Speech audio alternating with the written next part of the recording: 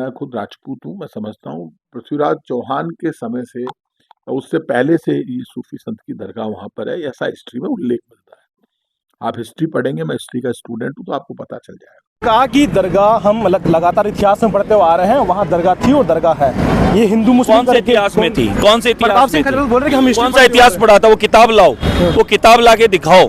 ऐसे तो राम मंदिर के लिए भी कहते थे कि हमने बाबरी मस्जिद ही पढ़ी थी, बाबरी मस्जिद, ये बात पहले ही कहते थे।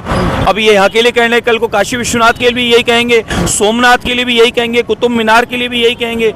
ये चाहते ही नहीं है कांग्रेस के लोग कि कहीं भी सनातनियों के धर्मस्थल प्राचीन जो है वो वापस बन पाए और सनातन की बात यहाँ आगे बढ़े। सनातनियों को कैसे भी करके रोका जाए, सनातन की धर्म ध्वजा को कहीं ना कहीं रोकने के लिए ऐसे बातें करते हैं और ऐसा माहौल बनाते हैं, ऐसे षड्यंत्र रचते हैं। मैं खुद राजपूत हूँ, मैं समझता हूँ पृथ्वीराज चौहान के समय से उससे पहले से ये सूफी संत की दरगाह वहाँ पर है, ऐसा हिस्ट्री में उल्लेख मिलता है। आप हिस्ट्री पढ़ेंगे, मैं हिस्ट्री का स्टूडेंट हूँ, तो आपको पता चल जाएगा। कहा कि दरगाह हम लगातार इतिहास में पढ़ते हुए आ रहे हैं, वहाँ दरगाह थी और दरगाह है। ये हिंदू मुस्लिम कौन से इतिहास में थी? कौन से इतिहास में थी? बोल रहे कि हम कौन सा इतिहास पढ़ा था? वो किताब लाओ, वो किताब लाके दिखाओ। ऐसे तो राम मंदिर के लिए भी कहते थे कि हमने बाबरी मस्जिद ही पढ़ी थी, बाबरी मस्जिद, ये बात पहले ही कहते थे। अब ये यहाँ के लिए कहने, कल को काशी विश्वनाथ के लिए भी यही कहेंगे, सोमनाथ के लिए भी यही कहेंगे, कुतुब मीनार के लिए भी यही कहेंगे।